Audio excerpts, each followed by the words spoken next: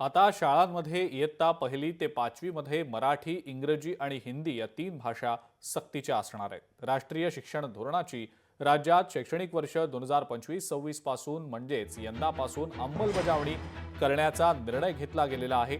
या नव्या धोरणानुसार आता 1ली पासूनच मराठी आणि इंग्रजी सोबतच हिंदी भाषा सुद्धा सक्तीची करण्यात आलेली आहे। नव्या शैक्षणिक धोरणानुसार शालेय अभ्यासक्रमामध्ये भाषा संवर्धनाला विशेष महत्त्व देण्यात आलेलं आहे। मला असं वाटतं की स्थानिक भाषा ही अतिशय महत्त्वाची आहे आणि हिंदी ही जर आपल्या राज्यघटनेत आपण बघितलं तर जेवढ्या भाषांना रिकॉग्नायझेशन केंद्राने दिले त्यापैकी एक भाषा हिंदी आहे। मग तुम्ही हिंदीच भाषा कंपल्सरी का करताय? लोकांना चॉईस द्या ना, त्यांना हिंदी शिकू दे, कन्नड शिकू दे, तामिळ शिकू दे, गुजराती शिकू दे, दुसरी कुठली भाषा शिकू दे। हिंदी कंपल्सरी करण्यामागे काय उद्देश मला अजून कळलेला नाहीये आणि ती का कंपल्सरी करावी याचं कारणही कळलं। असं आहे की नवीन शिक्षा नीती ही यापूर्वीच आपण लागू केलेली आहे, त्यामुळे याच्यामध्ये कुठलेही नवीन निर्णय आपण घेत नाही आहोत।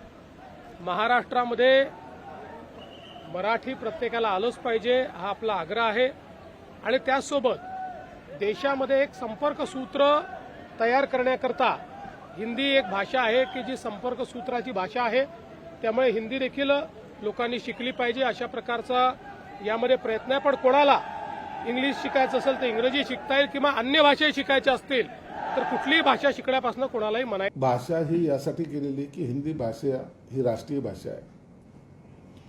राज्यामध्ये मराठीला पहिलं प्राधान्य, नंतर सेकंडरी राष्ट्रभाषेला पहिलं दुसरं प्राधान्य असलं पाहिजे आणि तिसरं प्राधान्य जे तुम्हाला आंतरराष्ट्रीय याच्यामध्ये लोकांशी जी स्पर्धा करायची त्यावेळेला इंग्लिश आली पाहिजे। हा स्पष्ट त्याच्यामधला उद्देश आहे।